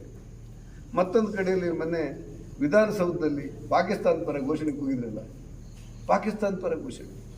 ವಿಧಾನಸೌಧ ಯಾರದ್ದು? ಇದು ಸಿದ್ದರಾಮಯ್ಯನವರದ್ದ? ಇದು ಬಿಜೆಪಿ ಅವರದ್ದ? ಇದು ಕಾಂಗ್ರೆಸ್ ಅವರದ್ದ? ಕರ್ನಾಟಕ ರಾಜ್ಯದ 7 ಕೋಟಿ ಜನರ ಆತ್ಮ ಯಾವುದು ಕೇಳಿದ್ರೆ ವಿಧಾನಸೌಧ. ರಾಷ್ಟ್ರಭಕ್ತ ಕೆಂಗಲ್ ಹನುಮಂತಯ್ಯನವರು ಕಟ್ಟಿರುವಂತಹ ವಿಧಾನಸೌಧ. ಕರ್ನಾಟಕ ರಾಜ್ಯದ ಪ್ರಜಾತಂತ್ರದ ದೇಗುಲ ಯಾವುದು ಕೇಳಿದ್ರೆ ಅದು ವಿಧಾನಸೌಧ. ಆ ವಿಧಾನಸೌಧದಲ್ಲೂ ಕೂಡ ರಾಷ್ಟ್ರ ವಿರೋಧಿ ಘೋಷಣೆ ಕೂಗ್ತೀರಿ ಅಂತ ಹೇಳಿದ್ರೆ ಕೋಪ ಬರೋದಿಲ್ಲ, ಸಂಕಟ ಆಗುತ್ತೆ. ಇದಕ್ಕಿಂತ ರಾಷ್ಟ್ರದ್ರೋಹಗಳಿದೆಯೇನು? ನಾನು ಸಿದ್ದರಾಮಯ್ಯನವರು ಕೇಳಿದೆ, ನೀವು ಬಜೆಟ್ ಬಗ್ಗೆ ಕಡೆ ಉತ್ತರ ಕೊಡಿ, ಮೊದಲು ಹೇಳಿ, ರಾಷ್ಟ್ರ ವಿರೋಧ ಘೋಷಣೆ ಕೂಗಿದವರ ಮೇಲೆ ಏನು ಕ್ರಮ ಕೈಗೊಂಡಿದ್ದೀರಿ ಅಂತ ಕೇಳಿದ್ರೆ ಇಡೀ ಸರ್ಕಾರ ಸ್ತಬ್ಧ ಆಗುತ್ತೆ. ಇಡೀ ಸರ್ಕಾರ ಮಾತಾಡ್ಲಿಕ್ಕೆ ಸಾಧ್ಯ ಇಲ್ಲ. ನನ್ನ ಗ್ರಾಚಾರಕ್ಕೆ ಮಂತ್ರಿಗಳೆಲ್ಲ ಹೇಳಲಿಲ್ಲ, ಪ್ರಿಯಾಂಕ ಖರ್ಗೆ ಹಾಗೆ ಹೇಳಲಿಲ್ಲ, ಅದು ನಾಸರ್ ಹುಸೇನ್ ಜೈ ಅಂತ ಅಲ್ಲ, ಎಂತ ಸುಳ್ಳು, ಈ ರೀತಿ ಸುಳ್ಳಿಗೊಂದು ಮಿತಿ ಬೇಡವಾ? ನಮಗೂ ಗಡ್ಬಿಡಿ, ಹೌದಲ್ಲ ಅಂತ ಈ ರೀತಿ ಸುಳ್ಳು ಹೇಳಿ. ಈ ಒಬ್ಬ ರೈತ ಒಂದು ಕುರಿನ ಹಗ್ಗ ಹಾಕಿ ಕಟ್ಕೊಂಡು ಹೋಗ್ತಿದ್ದಂತೆ ಸಂತೆಗೆ. ಈ 3 ಜನ ಕಳ್ಳರ ಎದುರು ಬಂದ್ರಂತೆ. ಈ 3 ಜನ ಅವನ ಹತ್ರ ಹೊಡ್ಕೊಂಡು ಹೋಗೋದು ಬಹಳ ತಾಕತ್ತಿತ್ತು ಅವನಿಗೆ. ಆಗ 3 ಜನ ಕಳ್ಳರು ಕೂತ್ಕೊಂಡು ಒಂದು ಪ್ಲಾನ್ ಮಾಡಿದಂತೆ, ಒಂದು ಉಪಾಯ. ನಾವು ಏನಾದರೂ ಮಾಡಿ ಆ ರೈತನನ್ನ ದಾರಿ ತಪ್ಪಿಸಿಬಿಡ್ಬೇಕೀಗ ಅಂತ ಹೇಳಿ ಮೊದಲು ಕಳ್ಳ ರೈತನ ಹತ್ರ ಬಂದಂತೆ. ಈ ರೈತ ಪಾಪ ಬಲಾಢ್ಯ ಇದ್ದ, ಒಂದು ಕುರಿ ಮರಿ ಹೇಳ್ಕೊಂಡು ಹೋಗ್ತಿದ್ದ. ಏನು ರೈತ ಮಹಾಶಯರು ಸಂತೆಗೆ ಹೋಗ್ತಾ ಇದ್ದಾರೆ? ಹೌದು ಅಂದಂತೆ ಅವನು. ಈ ನಾಯಿ ಮರಿನ ಯಾಕೆ ಹೇಳ್ಕೊಂಡು ಹೋಗ್ತಾ ಇದ್ರಿ? ನಾಯಿ ಮರಿಯ ಕಣ್ಣು ತೋರಿದಿಲ್ಲನಪ್ಪ, ಕುರಿಯಪ್ಪ, ಇದು ಮಾರಾಟ ಮಾಡಿ ನಾನೇನೋ ಸಾಮಾನು ತರ್ಲಿಕ್ಕೆ ಹೋಗಿದ್ದೆ, ನಾಯಿ ಮರಿ ಅಂತೆಲ್ಲ ನೀನು ಅಂತೇಳಿ ಒಂದ್ಸತಿ ನೆಗ್ಗಿ ನೋಡಿದಂತೆ. ಹೌದಂತ ಅದು ಕುರಿ ಮರಿ. ಮತ್ತೆ ಮುಂದೋದ. 2ನೇ ಕಳ್ಳ ಬಂದಂತೆ ಇದ್ರೆ, ಓ ರೈತ ಮಹಾಶಯರು ನಮಸ್ಕಾರ, ಎಲ್ಲಿ ಹೋಗ್ತಾ ಇದ್ದೀರಿ? ಸಂತೆ ಹೋಗ್ತಾ ಇದ್ದಾರೆ. ಈ ದೊಡ್ಡ ನಾಯಿನ ಹೇಳ್ಕೊಂಡು ಯಾಕೆ ಹೋಗ್ತಿದ್ದೀರಿ? ಈ ಮತ್ತೆ ಗಡ್ಬಿಡಿ, ಇದಂತ ಗಂಡಾಂತರ ಆಯ್ತಿದಂತೆ. ಅಲ್ಲ ಮರಿ ಅವನು ಒಬ್ಬ ಸಿಗ್ತವ ಈ ಕುರಿ ನಾಯಿ ಅಂದ ಮರಿ, ನೀನು ಹೇಳ್ತೆ ಕುರಿ ನಾಯಿ ಅಂತ ಹೇಳ್ತೆ, ಹಾಗಾದ್ರೆ ಇದು ಹೌದಲ್ಲ ಇದು ಕುರಿ ಅಂದಿರಿ. ಅವ ಮತ್ತೆ ತಿಂದಿಗಿ ನೋಡ್ದೆ ಬೇ ಅಂತಂತೆ, ಓ ಇಲ್ಲ ನನ್ನ ಕುರಿ ಏನು ಬಂತ. ಆಗ ಇವನಿಗೇನೋ ಮನಸ್ಸೊಳಗೆ ಐತೆ ಅಂತ ಗಡ್ಬಿಡಿ ಆಯ್ತು ನನ್ನ ನಗಾಡ್ತಾರ ಮರ ಜನ ಎಲ್ಲ ನನ್ನ ನೋಡಿ ಅಂತಿದ್ದ. 3ನೇ ಕಾಳ ಬಂದಂತೆ, ಓ ರೈತ ಮಾಸ್ಟರು ಎಲ್ಲಿ ಹೋಗ್ತಾ ಇದ್ದೀರಿ? ಈ ನಾಯಿನೇ ಕಳ್ಕೊಂಡು ಹೋಗ್ತೀವಿ. ಇವನಿಗೆ ತಲೆಯೆಲ್ಲ ಬಿಸಿ ಅಲ್ಲ ಮರ. ಹಾಗಾದ್ರೆ 3 ಜನ ಒಂದೇ ಪಾರ್ಟಿ ಒಂದು 3 ಜನ ದಾರಿ ಹೋಗ್ರೆ 3 ಜನ ಬಂದಿದ್ದು ನಾಯಿ ಅಂತೇಳಿ ಹೇಳಿದ ಮೇಲೆ ಇನ್ನು ನನ್ನ ವ್ಯಾಪಾರ ನನ್ನ ತಲೆ ತಣ್ಣಗಾಗುತ್ತಿದೆ. ಬೇಡ ನಾಯಿ ಆಗಲಿ ಕುರಿ ಆಗಲಿ ಇದನ್ನ ಮನೆ ಹಾಳಾಯ್ತು ಹಾಗೆ ಬಿಟ್ಟು. ಈ ಕಾಂಗ್ರೆಸ್ ಅವ್ರದ್ದು ಅದೇ ವ್ಯಾಪಾರ. ಈ ಕಾಂಗ್ರೆಸ್ ಇದನ್ನೇ ಮಾಡುದು, ಇದನ್ನೇ ಹೇಳಿ 10 kg ಅಕ್ಕಿ ಕೊಟ್ಟೆ ಅನ್ನಭಾಗ್ಯ. ಸಿದ್ದರಾಮಯ್ಯ 10 kg ಅಕ್ಕಿ ಕೊಟ್ಟೆ, ಬೇಕೋ ಬೇಡೋ? ಅವರೆಲ್ಲ ಬೇಕು. ನಾನು ಸದನದಲ್ಲಿ ಕೇಳಿದೆ, ಕರ್ನಾಟಕ ರಾಜ್ಯಕ್ಕೆ ಕೇಂದ್ರ ಸರ್ಕಾರ, ನರೇಂದ್ರ ಮೋದಿ ಅವರ ಸರ್ಕಾರ ಪ್ರತಿ ತಿಂಗಳು BPL ಕಾರ್ಡ್ದಾರರಿಗೆ ವ್ಯಕ್ತಿಗೆ 5 kg ಅಕ್ಕಿ ಅಂತೆ 22 ಲಕ್ಷ ಕ್ವಿಂಟಾಲ್ ಅಕ್ಕಿಯನ್ನು ಕರ್ನಾಟಕ ರಾಜ್ಯಕ್ಕೆ ಕಳಿಸ್ತಾ ಇದೆ. ಸರಿಯಾದ ಲೆಕ್ಕ ಇದೆ. 22 ಲಕ್ಷ ಕ್ವಿಂಟಾಲ್ ಅಕ್ಕಿ, 22 ಲಕ್ಷ ಕ್ವಿಂಟಾಲ್ ಅಕ್ಕಿ ಉಚಿತವಾಗಿ ಕೇಂದ್ರ ಸರ್ಕಾರ ಕಳಿಸಿಕೊಡ್ತಾ ಇದೆ. ಮೊದಲೇನಾಗಿತ್ತು ಅಂದ್ರೆ 32 ರೂಪಾಯಿ ಅಕ್ಕಿಯನ್ನು ಛತ್ತೀಸ್ಗಢದಿಂದ ಖರೀದಿ ಮಾಡಿದಾಗ 29 ರೂಪಾಯಿ ಕೇಂದ್ರ ಕೊಡ್ತಾ ಇತ್ತು, ಗೋಣಿ ಚೀಲಕ್ಕೆ 3 ರೂಪಾಯಿ ರಾಜ್ಯ ಕೊಡ್ತಾ ಇತ್ತು. ಈಗ ಅದು ಇಲ್ಲ, ಪೂರ್ತಿ ವೆಚ್ಚ ಕೇಂದ್ರ ಸರ್ಕಾರದ್ದೇ, ಸಾಗಾಣದ ವೆಚ್ಚ ಕೇಂದ್ರ ಸರ್ಕಾರದ್ದೇ. ಕೇಂದ್ರ ಸರ್ಕಾರ ಅಕ್ಕಿ ಕೊಟ್ಕೊಂಡು 10 kg ಅಕ್ಕಿ ಕೊಟ್ಟಿದೆ. ಎಂತ 3 ವರ್ಷಗಳ ಕಾಲ, 2.25 ವರ್ಷಗಳ ಕಾಲ 10 kg ಅಕ್ಕಿಯನ್ನು ಉಚಿತವಾಗಿ ಕೊರೋನಾ ಕಾರಣಕ್ಕೆ ಕೇಂದ್ರ ಸರ್ಕಾರ ಕೊಡ್ತಾ ಇದೆ. ಈಗ ನಿಯಮ ಪ್ರಕಾರ 5 kg ಅಕ್ಕಿ ಕೇಂದ್ರ ಸರ್ಕಾರ ಕೊಡುತ್ತೆ. ಇವ್ರು ಹೇಳ್ತಾ ಇರೋದು 10 kg ಅಕ್ಕಿ ಕೊಟ್ಟೆ, 5 kg ಕೊಟ್ಟಿದ್ದೆ, 5 kg ದುಡ್ಡು ಕೊಟ್ಟೆ ಅಂತ. ನಾನು ಮೊನ್ನೆ ಸರ್ವೆ ಮಾಡಿಸಿದೆ ಒಂದು ಗ್ರಾಮದಲ್ಲಿ. 1 ಗ್ರಾಮದ 1 ಬೂತ್ನಲ್ಲಿ 200 ಮನೆಗಳಿಗೆ ಸರ್ವೆ ಮಾಡಿದಾಗ 142 ಮನೆಗಳು BPL ಕಾರ್ಡ್ ಒಳಗೆ ಬರುತ್ತೆ. ಅದರಲ್ಲಿ 80 ಮನೆಗೆ 72 ರೂಪಾಯಿ ಬರುತ್ತೆ. 120 ರೂಪಾಯಿ ಇದೆಯಲ್ಲ, 80 ಮನೆ ಬರುತ್ತೆ. 60% ಮನೆಗೆ ಬರ್ತಾನೆ ಇಲ್ಲ. ನಾನು ಅಕ್ಕಿ ಇಲ್ಲ ಹಣ ಕೊಟ್ಟೆ ಅಕ್ಕಿ ಕೊಟ್ಟೆ ಅಂತ ಹೇಳಿದ್ರೆ ಯಾವನೇ ಇದು ಈ ಕುರಿ ಮರಿ ತಗೊಂಡೆ ನಾಯಿ ಮರಿಯನ್ನ ಕೊಡ್ತಾ ಇರೋದು ಕೇಂದ್ರ ಸರ್ಕಾರ. ಇವ್ರ ಲೆಕ್ಕ ಇರುವುದು ಈ ವ್ಯವಸ್ಥೆ. ನಾನು ಹಾಗಾಗಿ ಹೇಳಿದೆ, ಒಂದು ರಾಜ್ಯ ಸರ್ಕಾರದಲ್ಲಿ ಎಷ್ಟು ತಪ್ಪುಗಳನ್ನು ಮಾಡ್ಲಿಕ್ಕೆ ಸಾಧ್ಯ ಉಂಟು ಅಷ್ಟು ತಪ್ಪು ಮಾಡ್ತಾರೆ. ಆ ಕಾರಣಕ್ಕೆ ಭಾರತೀಯ ಜನತಾ ಪಕ್ಷದ ಕಾರ್ಯಕರ್ತರು ಮನೆ ಹೋದಾಗ ಜಾಗೃತಿ ಮಾಡ್ತಾರೆ. ಗ್ಯಾರಂಟಿ ಏನ್ ಬೇಕಾದ್ರೂ ಕೊಡ್ಲಿ, ಗ್ಯಾರಂಟಿ ಕೊಟ್ಟು ಓಟ್ ತಗೊಂಡಾಯ್ತು ನೀವು. ಇದು ರಾಷ್ಟ್ರದ ಪ್ರಶ್ನೆ. ಗ್ಯಾರಂಟಿಗೂ ಮತ್ತು ಈ ಚುನಾವಣೆಗೆ ಸಂಬಂಧಗಳಿಲ್ಲ, ಇದು ರಾಷ್ಟ್ರದ ಪ್ರಶ್ನೆ. ಗಟ್ಟಿ ಮಾತಾಡ್ಲಿಕ್ಕೆ ಹೋದ್ರೆ ಹೇಳಿ, ಇವರು ಗ್ಯಾರಂಟಿ ಅಂತೇಳಿ ಓಟ್ ತಗೊಂಡ ಹೊರತು ಗ್ಯಾರಂಟಿ ಕೊಡೋ ಸ್ಥಿತಿಯಲ್ಲಿ ಇರಲಿಲ್ಲ. ನಾವು ಕೆಳಮನೆ ಮತ್ತು ಮೇಲ್ಮನೆಯಲ್ಲಿ ಗಲಾಟೆ ಮಾಡಿದೆವು. ನೀವು ಗ್ಯಾರಂಟಿ ಅಂತೇಳಿ ತಗೊಂಡು ಬಂದಿದ್ದೀರಿ, 1 ತಿಂಗಳೊಳಗೆ ಕೊಡ್ತೇನೆ, 24 ಗಂಟೆಯಲ್ಲಿ ಕೊಡ್ತೀರಿ, ಎಲ್ಲಿ ಕೊಟ್ರಿ ಅಂತ ಕೇಳಿದೆವು. ನಾನೇ ಹೇಳಿದೆ ಮಹಿಳೆಯರಿಗೆಲ್ಲ, KSRTC ಬಸ್ ಹತ್ತಿ ಹಣ ಕೊಡಬೇಡಿ, ತೊಂದರೆ ನಾನಿದ್ದೇನೆ ಅಂತೇಳಿ. ಕರ್ನಾಟಕದ ವಿರೋಧ ಪಕ್ಷ ಇದ್ದವನು KSRTC ಬಸ್ ಹತ್ತಿ ಮಹಿಳೆಯರಿಗೆಲ್ಲ ಉಚಿತ ಅಂತ ಹೇಳುತ್ತಾನೆ. KSRTC ಬಸ್ ಹತ್ತಿ ಕೆಳಗೆ ಇಳಿಬೇಡಿ, ಹಣ ಕೊಡದೇನೆ ನಮ್ಮನ್ನು ತೋರಿಸಿ BJP ಅವರು ಹೇಳಿದ್ದಾರೆ ಅಂತೇಳಿ ಏನಾಗ್ತದೆ ನೋಡುವಂತ ಗಡಿಬಿಡಿ ಬಿಟ್ಟು ಸಿದ್ದರಾಮಯ್ಯ ಹೀರಾಗಲ ಬೇಡ ಅಂತೇಳಿ KSRTC ಬಸ್ಸಿಗೆ ಆರ್ಡರ್ ಮಾಡಿ. ವಿದ್ಯುತ್ ಬಿಲ್ ಉಚಿತ, ನಮ್ದೇನು ಮುಚ್ಚು ಮನೆಗಳಿಲ್ಲ, ವಿದ್ಯುತ್ ಬಿಲ್ ಉಚಿತ ಅಂತೇಳಿ. ಆ ಲೈನ್ ಮೇಲೆ ಹೋಗಿ ವಿದ್ಯುತ್ ಬಿಲ್ ಕೊಡ್ತಿದ್ದು ಬಿಲ್ ಕಟ್ ಮಾಡ್ತಂದ. ನಾವು ಯೋಚನೆ ಮಾಡಿದ್ವಿ BJP ಅವರು, ನೀವು ಓಟ್ ತಗೊಂಡಿದ್ದಾರೋ ಇಲ್ಲೋ ಕೊಡ್ತೇವೆ ಅಂತೇಳಿ. ಕಾಕಾ ಪಾಟೀಲ ನಿಂಗೂ ಫ್ರೀ, ಮತ್ತೊಂದು ಯಾರು ಮಾದೇವಪ್ಪ ನಿಂಗೂ ಫ್ರೀ. ಮಾದೇವಪ್ಪ ಮೊದಲು ಕಾಕಾ ಪಾಟೀಲ್ ಕಡೆಗೆ, ಮಾದೇವಪ್ಪ ನಿಂಗೂ ಫ್ರೀ, ಕಾಕಾ ಪಾಟೀಲ್ ನಿಂಗೂ ಫ್ರೀ, 200 ಯೂನಿಟ್ ಕೊಡ್ತಾ ಇಲ್ಲ. ನಾವು ಹೇಳಿದೆವು BJP ಅವರು, ನೀವು ಓಟ್ ತಗೊಂಡು ಗೆದ್ದಿದ್ದೀರಿ. ನೀವು ಯಾರಾದ್ರೂ ಮನೆ ಬಾಗಿಲು ಬಂದು 200 ಯೂನಿಟ್ ಒಳಗೆ ನೀವು ಪೀಚ್ ಕೇಳ್ತೇನೆ ಅಂದ್ರೆ ಅವ್ನು ಮುಸುಡಿ ಹಾಕಿ ನಾವಿದ್ದೇವೆ ಅಂತೇಳಿ. ಅದೇನಾಗುದಿಲ್ಲ ನೋಡುವ ಪರಿಣಾಮ ಗಡ್ಬಿಡಿ. ಅಯ್ಯೋ ಮರಿ ಗಂಡಂತರ ಬೇಡ, BJP ಅವರು ಬಹಳ ಉಪದ್ರ ಕೊಡ್ತಾರೆ ಅಂತೇಳಿ ಅದ್ರ ಗ್ಯಾರಂಟಿ ಹೇಳಿ ಓಟ್ ತಗೊಂಡವ್ರು ಅವರು, ಅನುಷ್ಠಾನ ಮಾಡ್ಲಿಕ್ಕೆ ಹೋರಾಟ ಮಾಡಿದವ್ರು ನಾವು. ಯಾರಿಗೂ ಅನುಮಾನಗಳು ಬೇಡ, ಗ್ಯಾರಂಟಿ ಏನು ಬೇಕಾದ್ರೂ ಕೊಡಿ. ಇದು ದೇಶದ ಓಟು, ಇದು ದೇಶಕ್ಕೋಸ್ಕರ ಓಟು. ಆ ಕಾರಣಕ್ಕೆ ನಾನು ನಿಮ್ಮಲ್ಲಿ ವಿನಂತಿ ಮಾಡುವಂತ, ಕಾಂಗ್ರೆಸ್ ಅವರು ಏನು ಹೇಳ್ತಾರೆ ಬಿಡ್ತಾರೆ ಇದೆಲ್ಲವೂ ಗುಣ. ನಾನು ನಮ್ಮಲ್ಲಿ ಮನವಿ ಮಾಡ್ತಾ ಇರುವಂಥದ್ದು ನನ್ನೆಲ್ಲ ಹಿರಿಯರ ಸೂಚನೆ ಮೇರೆಗೆ ನಾಡಿದ್ದು 3ನೇ ತಾರೀಕು ನಾಮಪತ್ರವನ್ನು ಸಲ್ಲಿಸಬೇಕು ಅಂತೇಳಿ ನಿರ್ಧಾರ ಮಾಡಿದ್ದಾರೆ.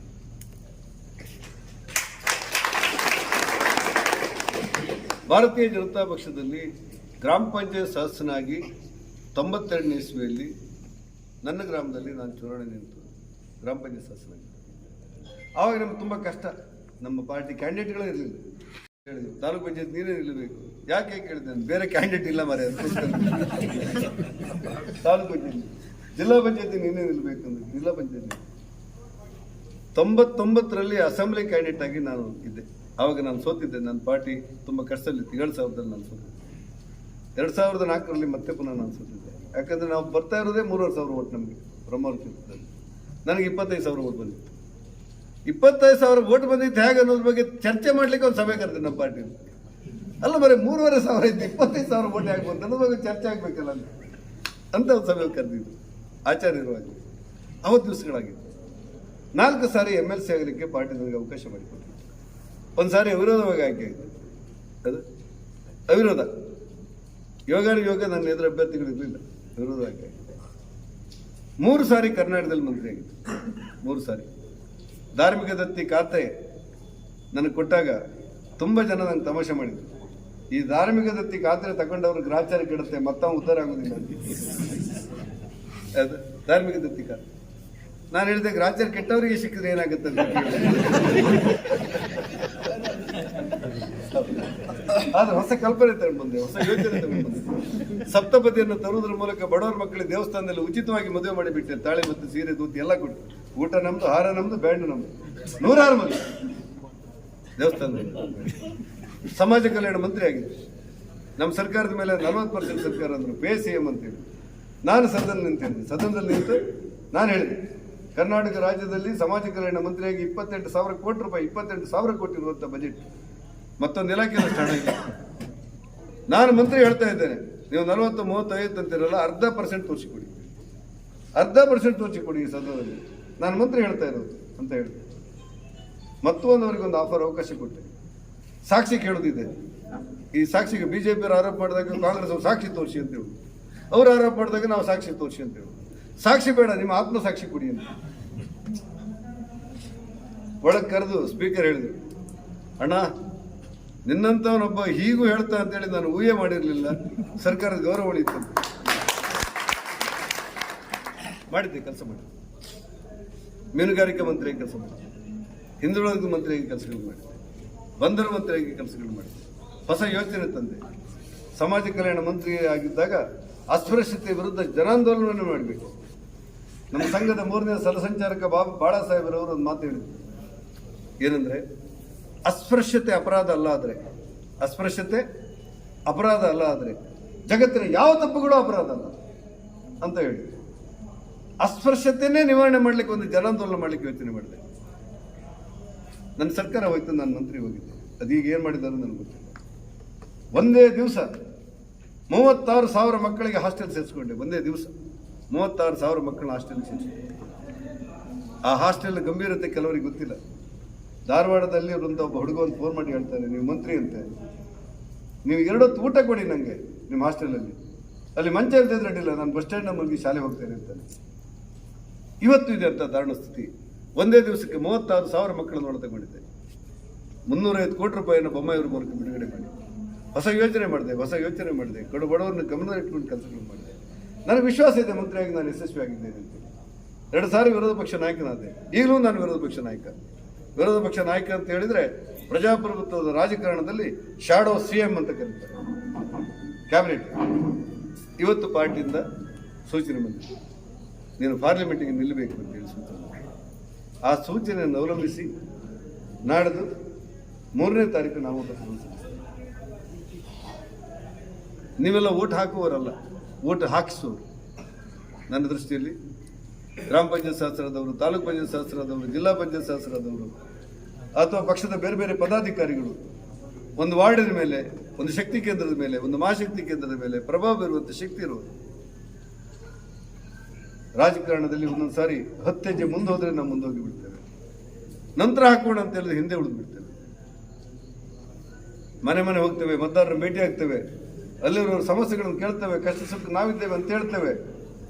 ನಾವು ಸಾರ್ವಜನಿಕ ಮಾಡಿರುವಂಥ ಸೇವೆಗಳು ಫಲಿತಾಂಶ ರೂಪದಲ್ಲಿ ಚುನಾವಣೆಗೆ ಬರುತ್ತೆ. ಪ್ರಧಾನಮಂತ್ರಿ ನರೇಂದ್ರ ಮೋದಿ ಅವರ ಬಗ್ಗೆ ಇಡೀ ಜಗತ್ತು ಅದ್ಭುತವಾದಂಥ ಅಭಿಪ್ರಾಯ ಇಟ್ಕೊಂಡಿದೆ. ಇಡೀ ಜಗತ್ತು ಮುಂದಿನ ದಿವಸಗಳಲ್ಲಿ ವಿಶ್ವಕ್ಕೆ ನಾಯಕತ್ವ ಯಾರು ಕೊಡ್ತಾರೆ ಕೇಳಿದ್ರೆ ಈಗ ಬ್ರಿಟನ್ಗೆ ಕೊಡ್ಲಿಕ್ಕೆ ಸಾಧ್ಯ ಇಲ್ಲ, ಅಮೆರಿಕ ಕೊಡ್ಲಿಕ್ಕೆ ಸಾಧ್ಯ ಇಲ್ಲ, ರಷ್ಯಾಕ್ಕೆ ಕೊಡ್ಲಿಕ್ಕೆ ಸಾಧ್ಯ ಇಲ್ಲ, ಜಪಾನ್ ಸಣ್ಣದಾಗಿ ಕೇಳೋರಿಲ್ಲ. ಮುಂದಿನ ವಿಶ್ವ ನಾಯಕ ಭಾರತದ ಪ್ರಧಾನಮಂತ್ರಿ ನರೇಂದ್ರ ಮೋದಿ ಆಗ್ತಾರೆ. ಅದರ ಕುರುಗಳು ನಮ್ಗೆ ಇವತ್ತು ನೋಡ್ತಾ ಇದ್ದೇವೆ. ಕತಾರ್ನಲ್ಲಿ ಭಾರತದ 8 ಜನ ಮರಣದಂಡನೆ ಗುರಿಯಾಗ್ತಾರೆ. ಕತಾರ್ನಲ್ಲಿ ಮರಣದಂಡನೆ ಕೊಟ್ಟ ನಂತರ ವಾಪಸ್ ಪಡೆಯುವುದು ಸಂಪ್ರದಾಯಗಳಿಲ್ಲ. ಆದರೆ ಭಾರತದ ಪ್ರಧಾನಮಂತ್ರಿ ಒಂದು ಕರೆಗೆ ಹೋಗೊಟ್ಟು ಮಾಡ್ತಾಳೆ, ಶ್ರೀನಿವಾಸ ಪೂಜಾರಿ ಅವರೇ, ನಾವು ಉಕ್ರೇನ್ ಬಂಕರ್ ಒಳಗಿದ್ದೇವೆ, ಬದುಕಲಿಕ್ಕೆ ಸಾಧ್ಯ ಇಲ್ಲ ನಮಗೆ, ನೀವೇನಾದ್ರೂ ಮಾಡ್ಬೋದಾ ಅಂತೇಳಿ. ಉಕ್ರೇನ್ ಮತ್ತು ರಷ್ಯಾಕ್ಕೆ ಯುದ್ಧ ಆಗ್ತಾ ಇರುವಾಗ ಏನ್ ಮಾಡ್ದಂತ ನಮಗೂ ಗೊತ್ತಿಲ್ಲ. ಅವಳು ಭಾರತಕ್ಕೆ ಬರ್ತಾಳೆ. ಏನಾಯ್ತಮ್ಮ ಅಂತ ಕೇಳಿದೆ. ಭಾರತ ಸರ್ಕಾರದಿಂದ ನಮಗೊಂದು ಸೂಚನೆ ಬಂತು, ನಾಳೆ ಬೆಳಗ್ಗೆ ಸೂರ್ಯೋದಯ ಆದ ಕೂಡಲೇ ಭಾರತ ತ್ರಿವರ್ಣ ಧ್ವಜವನ್ನು ಸಪ್ಲೈ ಮಾಡ್ತಾ ಇದ್ದೇವೆ, ಎಲ್ಲರೂ ಹಿಡ್ಕೊಂಡು ಹೊರಗೆ ಬರಬೇಕು ಅಂತ. 18,000 ಜನ ಇದ್ದೀವಿ. ಬದುಕಿಲ್ಲ ನಮಗೆ. ಅನ್ನ, ಊಟ, ವಸತಿ, ನಿದ್ದೆ, ಮನೆ ಹಾಳಾಯಿತು. ಜೀವ ಉಳಿಯೋದು ಕಷ್ಟ. ನಾವು ಹೇಗೂ ಬದುಕೋದು ಕಷ್ಟ ಅಂತೇಳಿ ಭಾರತದ ತ್ರಿವರ್ಣ ಧ್ವಜವನ್ನು ಹಿಡ್ಕೊಂಡು 1,000 ಜನ ವಿದ್ಯಾರ್ಥಿಗಳು ಹೊರಬರುವಾಗ ಬಂದೂಕಿನ ಮಳೆಯನ್ನು ಗೆರಿತಾ ಇದ್ದಂಥ ಉಕ್ರೇನ್ ಸೈನಿಕರು ಭಾರತದ ವಿದ್ಯಾರ್ಥಿಗಳು ತ್ರಿವರ್ಣ ಧ್ವಜ ಹಿಡ್ಕೊಂಡು ಹೋಗ್ತಾರೆ ಅನ್ನೋ ಒಂದೇ ಕಾರಣಕ್ಕೆ ಬಂದೂಕು ಕೆಳಗೆ ಮಾಡಿ ನಮಗೆ ದಾರಿ ಮಾಡಿ ಕೊಡ್ತಾರೆ. ಬಾಂಬಿನ ಸುಳಿಮನೆ ಹೇಳ್ತಿರುವಂತಹ ರಷ್ಯಾ ಸೈನಿಕರು 24 ಗಂಟೆಗಳಿಗೆ ಬಾಂಬ್ ಹಾಕುವುದನ್ನೇ ನಿಲ್ಲಿಸಿಬಿಟ್ರು. ನಮ್ಮನ್ನು ಟೀಕೆ ಮಾಡ್ತಿರುವಂಥ ಅಫ್ಘಾನಿಸ್ತಾನದ, ಪಾಕಿಸ್ತಾನದ ವಿದ್ಯಾರ್ಥಿಗಳು ಭಾರತದ ತ್ರಿವರ್ಣ ಧ್ವಜದಡಿ ಬಂದು ಜೀವ ಉಳಿಸ್ಕೊಂಡ್ರು ಅಂತಾರೆ. ಇದು ನನ್ನ ಭಾರತ. ಇವತ್ತು ನಮ್ಮ ಭಾರತದ ಶಕ್ತಿ, ಭಾರತದ ಸಾಮರ್ಥ್ಯ, ಆ ಕಾರಣಕ್ಕೆ ಭಾರತ ವಿಶ್ವಗುರು ಆಗುತ್ತೆ, ಪ್ರಧಾನಮಂತ್ರಿ ವಿಶ್ವನಾಯಕರಾಗ್ತಾರೆ ಅಂತ ನಮಗೆ ಹೇಳ್ತಾರೆ. ನಾವು ಒಂದು ಕಾಲದಲ್ಲಿ ಕಂಡಿರಲಿಲ್ಲ. ಒಂದು ಕಾಲದಲ್ಲಿ ಭಾರತೀಯ ಜನತಾ ಪಕ್ಷ ಇಷ್ಟು ದೊಡ್ಡ ನಾಯಕತ್ವವಾಗಿ ಬೆಳೀತದೆ, ಇಡೀ ವಿಶ್ವಕ್ಕೆ ಭಾರತೀಯ ಜನತಾ ಪಕ್ಷದ ನಾಯಕರೊಬ್ಬ ಬರ್ತಾನೆ, ಮುಂದೆ ವಿಶ್ವ ನಾಯಕರಾಗ್ತಾನೆ ಅಂತೇಳಿ ನಾವು ಕಂಡಿರಲಿಲ್ಲ. ಗ್ರಾಮ ಪಂಚಾಯತಿ ನಿಲ್ಲಕ್ಕೆ ನಮ್ಮ ಹತ್ರ ಜನ ಇರಲಿಲ್ಲ ಅವತ್ತು. ತಾಲೂಕ್ ಪಂಚಾಯತ್ ನಿಲ್ಲತ್ರ ನಮ್ಮ ಹತ್ರ ಜನ ಇರಲಿಲ್ಲ ಅವತ್ತು. ಜಿಲ್ಲಾ ಪಂಚಾಯತಿ ನಿಲ್ಲಕ್ಕೆ ನಮ್ಮ ಹತ್ರ ಜನ ಇರಲಿಲ್ಲ. ಅಸೆಂಬ್ಲಿ ಎಲೆಕ್ಷನ್ ಬಂದ ಕೂಡಲೇ ಬೇರೆ ಪಾರ್ಟಿಯವ್ರನ್ನ ಹುಡುಕ್ತಾ ಇದ್ರು, ನಮ್ಮ ಪಾರ್ಟಿಯಲ್ಲಿ ಜನ ಇರಲಿಲ್ಲ. ಇವತ್ತು ಜಗತ್ತಿನಲ್ಲಿ ಅತ್ಯಂತ ಬಹುದೊಡ್ಡ ರಾಜಕೀಯ ಪಕ್ಷ ಯಾವುದು ಕೇಳಿದ್ರೆ ಅದು ಬಿಜೆಪಿ ಅನ್ನೋ ಮಟ್ಟಕ್ಕೆ ನಾವು ಬೆಳೆದು ಬಿಟ್ಟು ಇದನ್ನು ಉಳಿಸ್ಕೊಳ್ಬೇಕು, ದೇಶಕ್ಕೋಸ್ಕರ, ವ್ಯಕ್ತಿಗೋಸ್ಕರ ಅಲ್ಲ, ದೇಶಕ್ಕೋಸ್ಕರ. ಆ ಕಾರಣಕ್ಕೆ ನಾನು ನಿಮ್ಮಲ್ಲಿ ವೇದಿಕೆಯಲ್ಲಿರುವಂಥ ಎಲ್ಲ ಗಣ್ಯರಿಗೆ ಅತ್ಯಂತ ಪ್ರೀತಿಯ ಈ ಕಾರ್ಯಕ್ರಮ ಮಾಡೋದಕ್ಕೋಸ್ಕರ ಅಭಿನಂದನೆ ಹೇಳಿ 3ನೇ ತಾರೀಕು ನಾಮಪತ್ರವನ್ನು ಸಲ್ಲಿಸ್ತಾ ಇದ್ದೇನೆ. ನೀವೆಲ್ಲರೂ ಒಟ್ಟಾಗಿ ಒಂದಾಗಿ ನನ್ನನ್ನು ಗೆಲ್ಲಿಸಿಕೊಡ್ಬೇಕು ಅಂತ ವಿನಂತಿ ಮಾಡ್ತೇನೆ. ಮುಂದೆ ಪಾರ್ಲಿಮೆಂಟಿನಲ್ಲಿ ನರೇಂದ್ರ ಮೋದಿ ಅವರ ಪರವಾಗಿ ಮತ ಹಾಕುವ ಸಂದರ್ಭ ಬಂದಾಗ ಉಡುಪಿ ಚಿಕ್ಕಮಗಳೂರು ಲೋಕಸಭಾ ಕ್ಷೇತ್ರದ ಅಭ್ಯರ್ಥಿ ಕೋಟಾ ಶ್ರೀನಿವಾಸ ಪೂಜಾರಿ ಸಂಸದನಾಗಿ ನರೇಂದ್ರ ಮೋದಿ ಅವರ ಪರವಾಗಿ ಕೈ ಎತ್ತಲಿಕ್ಕೆ ಆಶೀರ್ವಾದ ಮಾಡ್ತಾರೆ. ಹಾಗೂ ಹೆಚ್ಚಿನ ಕಾರ್ಯಕರ್ತ ಬಂಧುಗಳೇ, ಇವತ್ತು ಹೆಚ್ಚಿಗೆ ಮಾತಾಡಲಿಕ್ಕೆ ಇಲ್ಲಿ ಅವಕಾಶ ಇಲ್ಲ. ಆದರೂ ಒಂದೆರಡು ಮಾತು ನಾನು ಅಧ್ಯಕ್ಷನಾಗಿ ಒಂದೆರಡು ಮಾತಾಡಬೇಕು ಅಂತ ಇಷ್ಟಪಡ್ತಿದ್ದೆ. ಶ್ರೀನಿವಾಸ ಪೂಜಾರಿ ಬಗ್ಗೆ ನಾನು ಒಂದೆರಡು ಘಟನೆಗಳನ್ನು ಹೇಳಬೇಕು. ನನಗೆ ಅವರು ಯಾವ ರೀತಿ ಒಂದು ಮಾದರಿ ನಾಯಕರು ಅನ್ನೋದಕ್ಕೆ ಒಂದೆರಡು ಸ್ಪಂದನೆ ಅವರದ್ದು ನನಗೆ ಖುಷಿ ಕಾಣಿಸ್ತು. ಯಾವಾಗ ಅಂತ ಹೇಳಿದರೆ, ನಾವು ಮೊನ್ನೆ ಅಯೋಧ್ಯೆಗೆ ಕರಸೇವೆಗೆ ಹೋಗಿ ಬರಬೇಕಾದ್ರೆ ಹೊಸಪೇಟೆಯಲ್ಲಿ ಒಂದು ಅಹಿತಕರ ಘಟನೆ ನಡೀತು. ರೈಲಿಗೆ ಬೆಂಕಿ ಕೊಟ್ಟರೆ ಏನಾಗುತ್ತೆ ಅಂತ ಒಬ್ಬ ಮತಾಂಧ ಅದನ್ನು ದೊಡ್ಡ ಗಲಾಟೆ ಮಾಡಿ ಅದನ್ನು ನಾವು ಪ್ರತಿಭಟನೆ ಮಾಡಿ ಅವ್ರನ್ನ ಇಳಿಸಿ ರೈಲನ್ನು ನಿಲ್ಲಿಸಿ ನಾವು ಗಲಾಟೆ ಮಾಡಿದಾಗ ಮರುದಿವಸ ಬೆಳಗ್ಗೆನೆ ಅವ್ರನ್ನ ಅರೆಸ್ಟ್ ಮಾಡಬೇಕು ಅಂತ ಸದನದಲ್ಲಿ ದೊಡ್ಡ ಹೋರಾಟ ಮಾಡಿದಂಥ ಶ್ರೀನಿವಾಸ ಪೂಜಾರಿ ಅವರು ತಕ್ಷಣ ಸ್ಪಂದನೆ ಮಾಡಿದ್ದು ನಮಗೊಂದು ಭಾರಿ ಒಂದು ಇನ್ಸ್ಪೈರ್ ಆಯಿತು ಅಂತ ನಮ್ಮ ಇದು ಒಂದೇ ಘಟನೆ ಅಲ್ಲ, ಎಷ್ಟೋ ಘಟನೆಗಳು ನಡೆದಾಗ ಸದನದಲ್ಲಿ ಅವರು ಮಾತಾಡಿದ ರೀತಿ ಇರ್ಬೋದು ಅಥವಾ ಅದನ್ನು ಗಮನ ಸೆಳೆದಂಥ ರೀತಿ ತುಂಬ ಒಂದು ಮಾದರಿ ಅಂತ ನನಗೆ ಅನಿಸ್ತು. ಹಾಗೆ ನಾವು ಹಿಂದೆ ವಿಸ್ತಾರಕ್ಕೆ ಯೋಜನೆ ಇತ್ತು, ವಿಸ್ತಾರಕ್ಕೆ ಯೋಜನೆ ಆದಾಗ ಮೂಡಿಗೆರೆ ಇದಕ್ಕೆ ಉಸ್ತುವಾರಿಯಾಗಿ ಬಂದಿದ್ದು. ನಮಗೆ ತ್ರಿಪುರಕ್ಕೆ ಹಾಕಿದರು. ಬಣಕಲ್ನಲ್ಲಿ ಒಂದು ಸಭೆ ನಡೀತು, ಅವಲೋಕನ ಅಂದರೆ ಪ್ರಗತಿ ಪರಿಶೀಲನಾ ಸಭೆ. ಆ ಸಭೆಯಲ್ಲಿ ಅವರು, ನಾನು ಇದು ಯಾಕೆ ಹೇಳ್ತೀನಿ ಅಂದರೆ, ಅವರು ಯಾವ ರೀತಿ ಮಾಹಿತಿ ಸಂಗ್ರಹ ಮಾಡ್ತಾರೆ, ಪ್ರತಿಯೊಬ್ಬ ವ್ಯಕ್ತಿ ಬಗ್ಗೆ ಅವರು ಎಷ್ಟು ಆಳವಾಗಿ ಅವರು ತಿಳ್ಕೊಂಡಿರ್ತಾರೆ ಅನ್ನೋದಕ್ಕೆ ನನಗೊಂದು ಸಂಪರ್ಕ ಆಗಿದೆ. ಇನ್ನೆಷ್ಟು ಮನೆ ಬಾಕಿ ಇದೆ ಸಂಘದ ಪದ್ಧತಿ ಪ್ರಕಾರ ನೀವು ಮಾಡ್ತೀರಿ ಬಿಡಿ, ಇನ್ನು ಉಳಿದಿದ್ದು ಚೆನ್ನಾಗಿ ಮಾಡ್ತೀರಿ, ನೀವು ಕುತ್ಕೊಳ್ಳಿ ಅಂತೇಳಿ.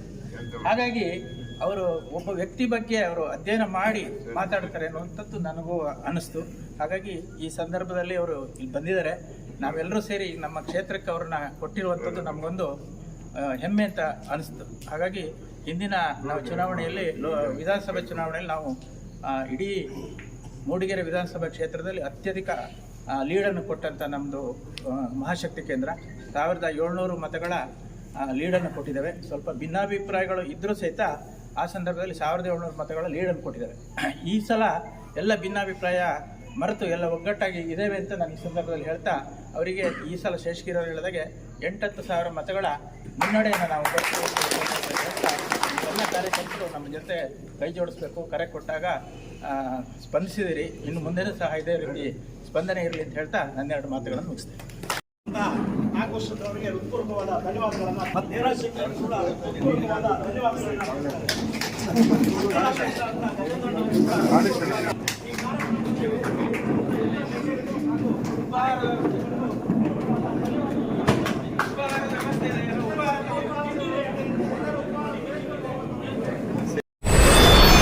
ವಿಡಿಯೋ ನೋಡಿದ್ದಕ್ಕೆ ಧನ್ಯವಾದಗಳು. ಮುಂದಿನ ವಿಡಿಯೋದಲ್ಲಿ ಸಿಗೋಣ. ವಂದನೆಗಳು.